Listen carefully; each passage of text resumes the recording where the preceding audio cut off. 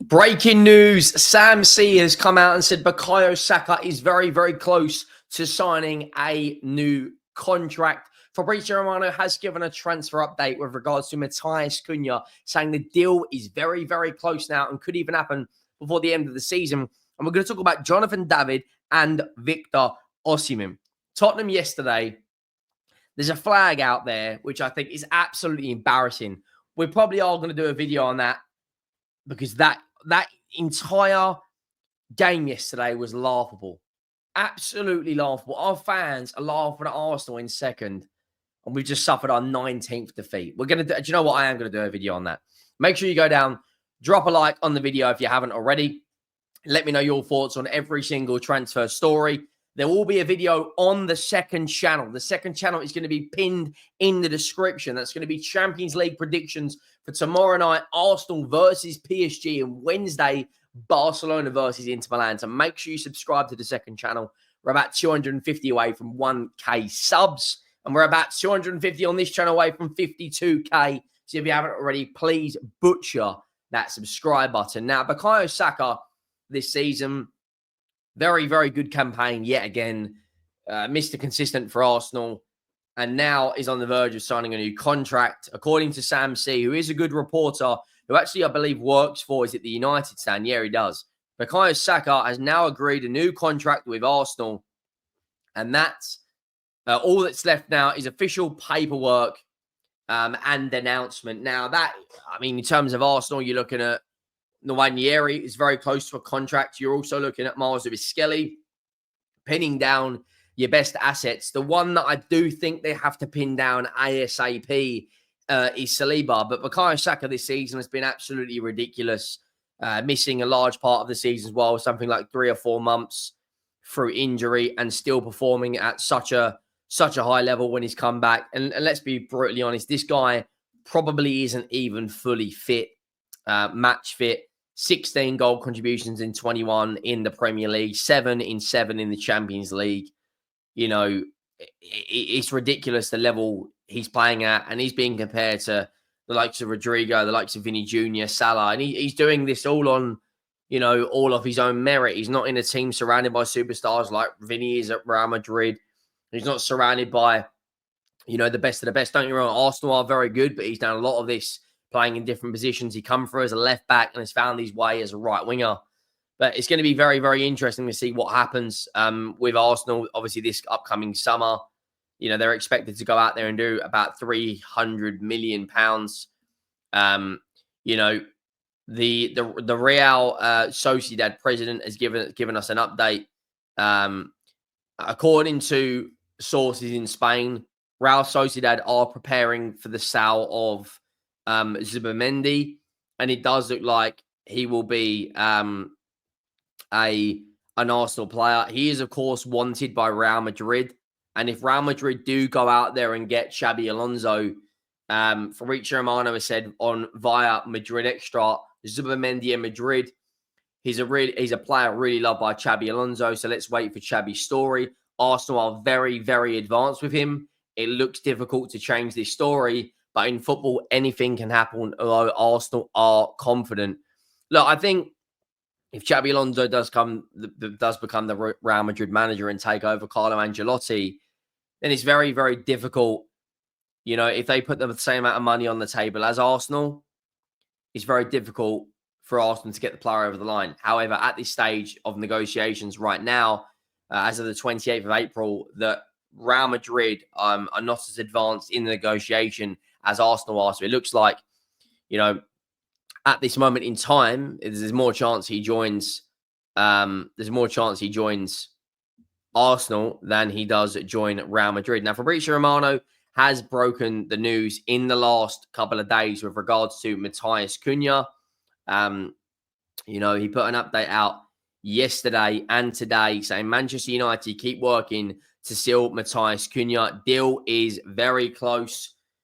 Planned since 1 week ago. Negotiations underway on final contract details for the Brazilian, who's keen on joining the project.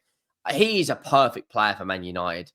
It really boils my piss that the position Manchester United are in right now, they're still able to go out there and attract players of this caliber. Of course, they're one of the best teams and biggest teams, sorry, not best, the biggest clubs in the world.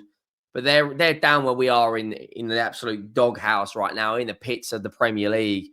And they're going out there and they're going to drop £60 million on Matheus Cunha.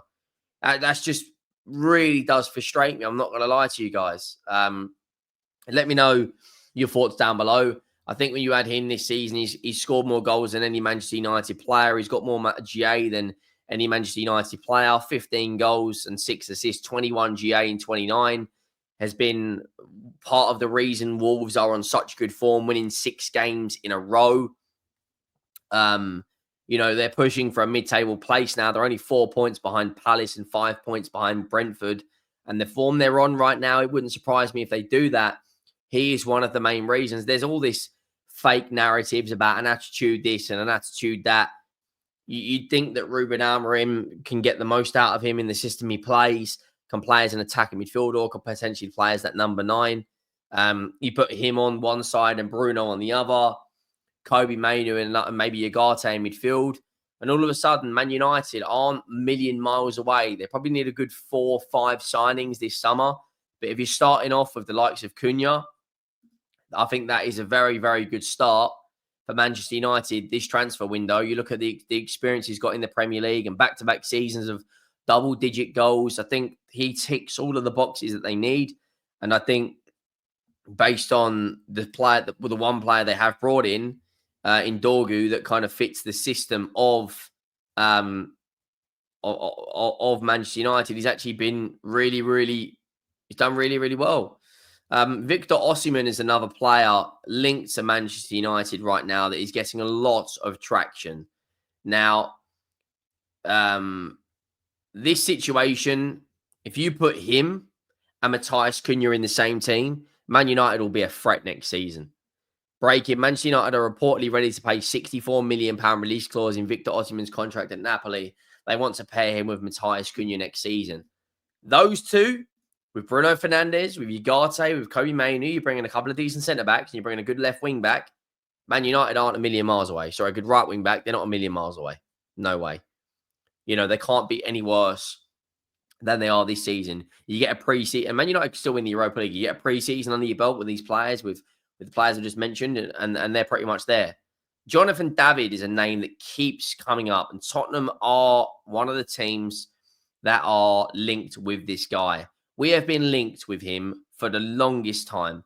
The longest time. I've seen Jonathan David get linked with Tottenham practically every single transfer window. He will be a free this upcoming summer. Newcastle, Manchester United, Tottenham, West Ham, Chelsea, and Liverpool are all interested in signing Jonathan David as a free agent. But Marseille are hoping to persuade the player to stay in France. Jonathan David is obviously Canadian international, plays for Lille, 16 goals and 4 assists this season. His record for Lille is very, very good. I think he's massively disrespected. I think he would be an upgrade on definitely on Dominic Solanke. 25 goals and 11 assists this season is a very, very good return. You look at 46 games, 25 goals, 11 assists. That's 36 GA in 46, 2 in the Champions League qualification, 10 games in the Champions League this season, 7 goals, 2 assists, including scoring against Real Madrid. If you look at his overall record for Lille, it is very good. And before anyone says, it's the Farmers League, etc., 109 goals and 29 assists in 229 games is a ridiculous return. 190 goal contributions in 312. On a free transfer, I would take him. Sell Richarlison, maybe to Saudi, 30-40 million pounds, and have him rival someone like Dominic Solanke. We're not going to sell Solanke knowing the fact that we spent 60 million pounds on him and it's his first season. I think he would be a very good upgrade on Dominic Solanke. He's done it in Europe. He's performed in Liga and he's won a league title with Lille. He's got a good record in the Champions League, 10 goals and 2 assists in 18 games. He played in the Europa League as well. And if Tottenham do win for whatever reason, somehow, some way, win the Europa League, we need more players of better experience in these competitions. And Jonathan David, for me, is definitely an upgrade. on Dominic Solanke. Make sure you drop a like. Make sure you hit that subscribe button. Subscribe to the second channel. I am out.